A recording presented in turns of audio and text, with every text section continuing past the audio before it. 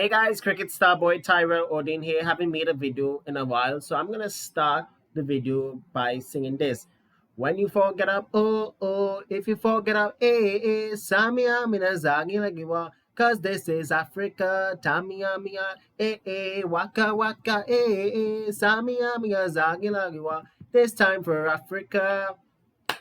I'm singing those lyrics of Shakira's Waka Waka FIFA World Cup 2010 song because South Africa, for the first time in all cricket World Cups, 50 overs or T20 World Cups history, have made the final. So in today's video, you know what I've decided to do? How about I share my thoughts on the ICC Men's T20 World Cup that took place across the Caribbean and for the first time in the United States of America. So in this video, I decided to cover some, if not all of it, up because I haven't made any videos in a week for all sorts of reasons unknown. So let's get into it. So this World Cup T20, or should I say World T20 Cup, in my opinion, has to be one of the best ICC World T20 Cups I've seen in quite a while in all of the previous World Cups compared to the first couple of editions in the late 2000s, 2007, 2009.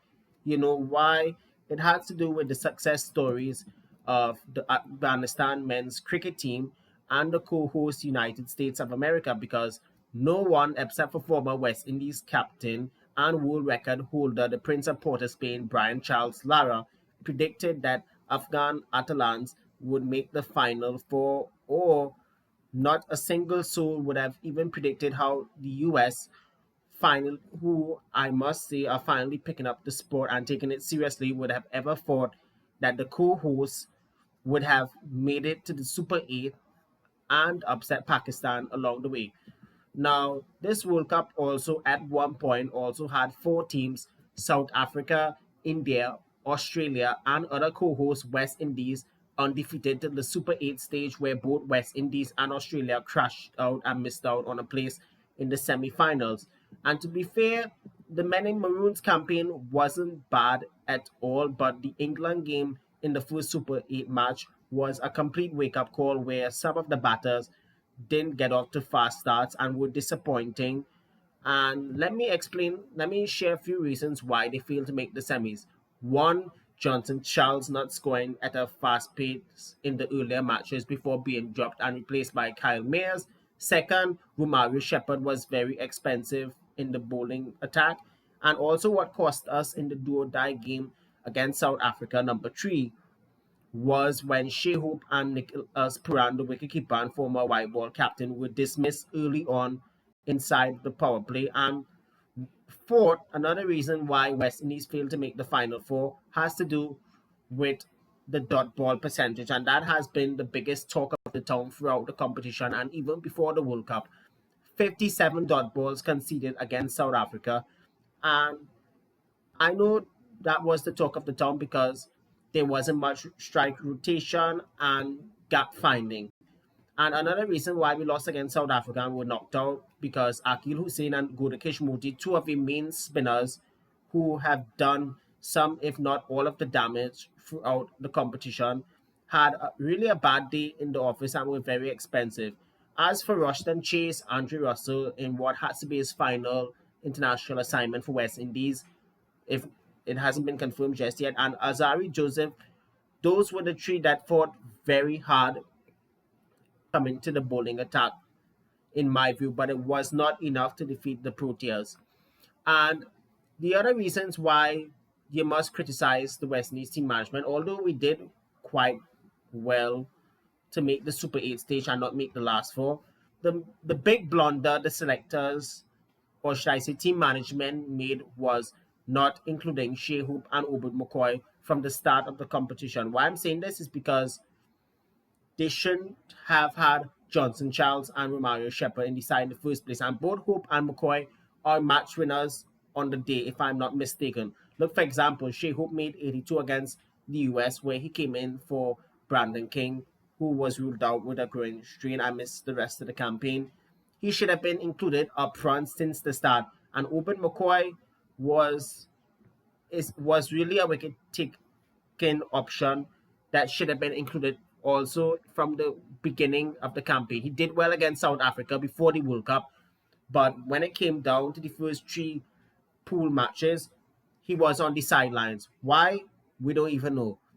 But on the whole, they should have been in the side. And had they had been in the side since the start, we could have made the semis already.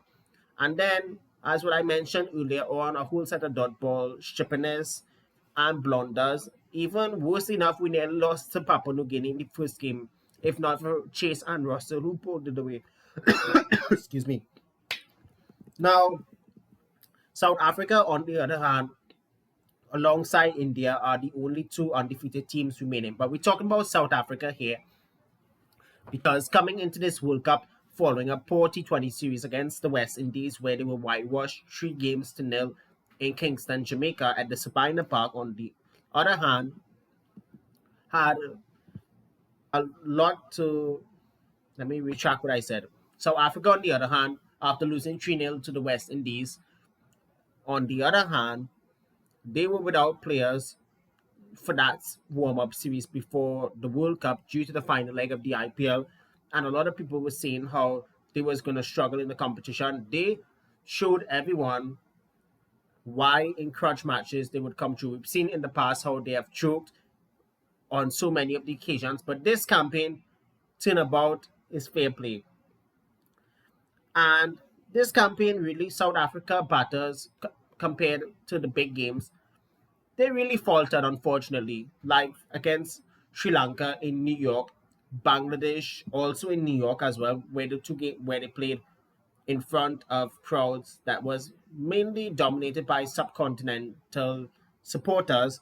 But in the game against Nepal, where in my view they should have lost just that one game, managed to pull through after the Giant Killers nearly pulled off the biggest shocker of the competition. Now, had they had beaten the Proteas, India would have still been the undefeated team in this competition. But all teams make mistakes, and it's all part of the game.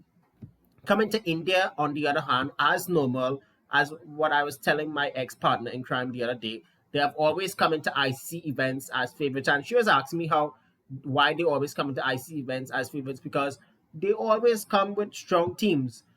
This was the World Cup where they should have given the younger players who have been in the team since the last World Cup and the previous T20 World Cup that concluded about a couple of years ago. This was the World Cup where Pandya should have been captain, and several of the young deserving players should have been on that team, but instead they gone back with the veteran players who, in my view, should have stepped aside. But just like in any other World Cup, they always come in as favorites.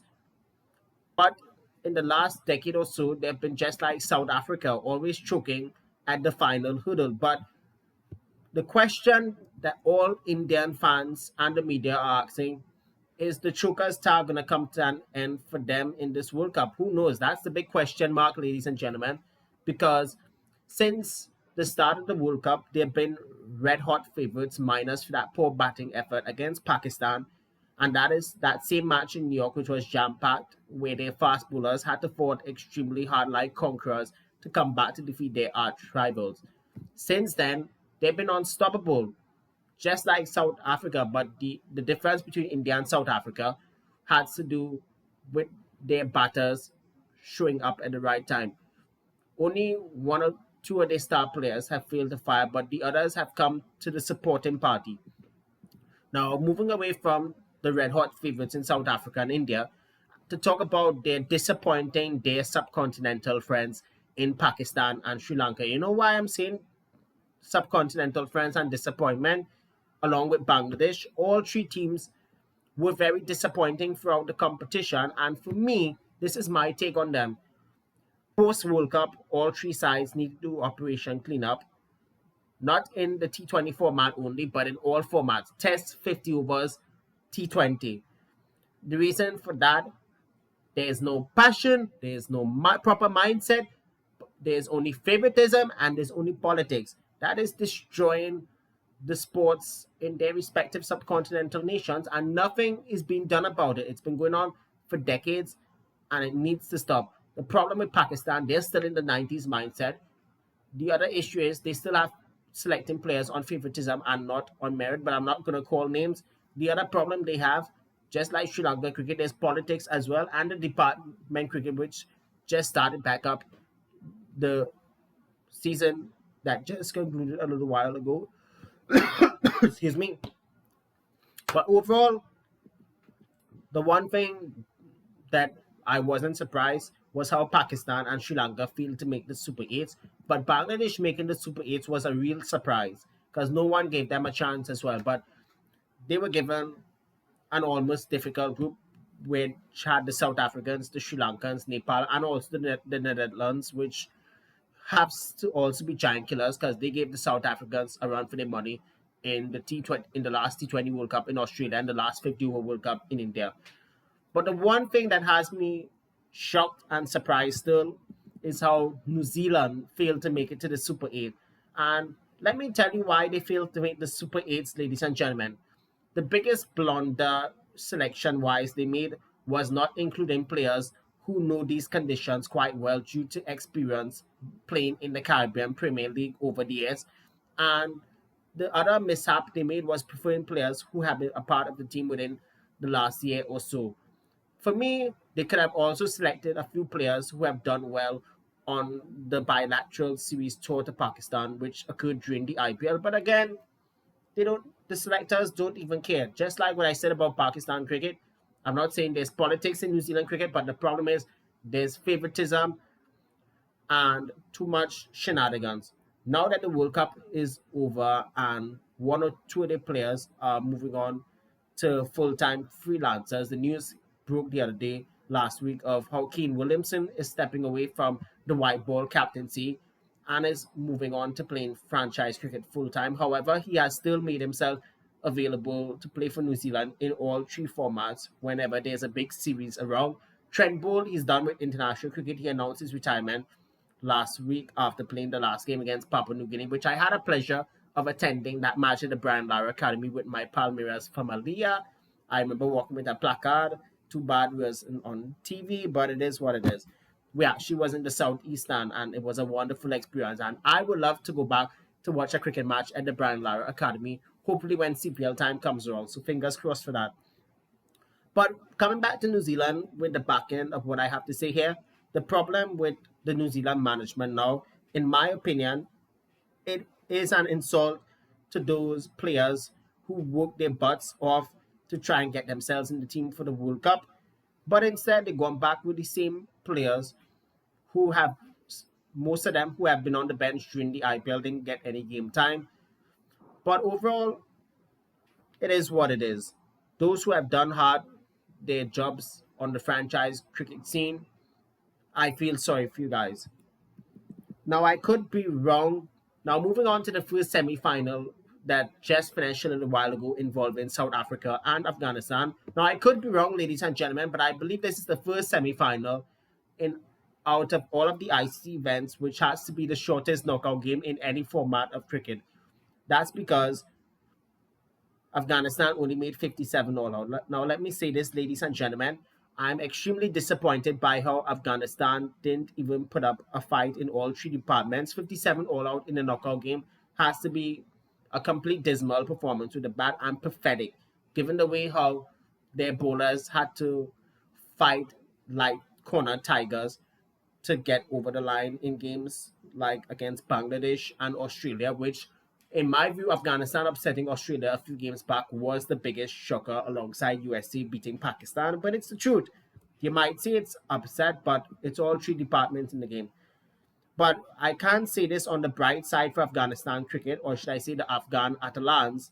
They do have a bright cricketing future in all three formats ahead of them, despite the fact how a few years ago the Taliban took back the leadership of Afghanistan, forcing women's cricket in general into complete exile. But I do hope in future that women's cricketers in Afghanistan can play and represent the country, possibly under the banner of the ICC. Who knows? But hard luck to the Afghan team, but I know for a fact they're going to come back strong. Now, after uptraining the bat on a difficult pitch that offered variable bounce and substantial seam movement, and there were also a few cracks on that Brian Lara Cricket Academy track, the Afghans folded for only 56, which is their lowest score in T20. Marco Janssen, Kagiso Rabada, and Rich Nokia, Tabriz Shamshi, all were absolutely fantastic for South Africa on the night. Reza Henriks, who struggled throughout the competition so far, worked his way into some form leading into the showpiece match on Saturday and helped his team knock off the small target inside 9 overs. And they are into the final for the first time. And guess what, ladies and gentlemen? South Africa are one victory away from being world champions for the first time in all formats of cricket, whether it's 50 overs, test match, T20. Now before this final, South Africa have never made an ICC event final except for the 1998 World's International Cup, which was then known as the ICC Knockout Cup, now known as ICC Champions Trophy, which actually makes a return in February, March next year in Pakistan. And that's a tournament, in my view, that should have never been revamped, given how in the last few years there has been so much franchise T20 and less importance to 50 over cricket. That's another opinion that I have to point out. But I do hope that there's a new crown. But I do hope, for God's sake, that South Africa goes all the way, because I'm tired of seeing the big three in England, India, and Australia, who are knocked out now, win everything. India, by the way, haven't not won an ICC title in 11 years, compared to England, who last won the T20 World Cup a couple of years ago. And they come into this tournament defending champions despite having a few off games in the first few matches, but have fought like lions to come back from the dead and make the semi-final number two. Now, semi-final number two starts tomorrow, 10:30 a.m. local time at Providence Stadium, Georgetown, Guyana, which is 8 p.m. Indian Standard Time.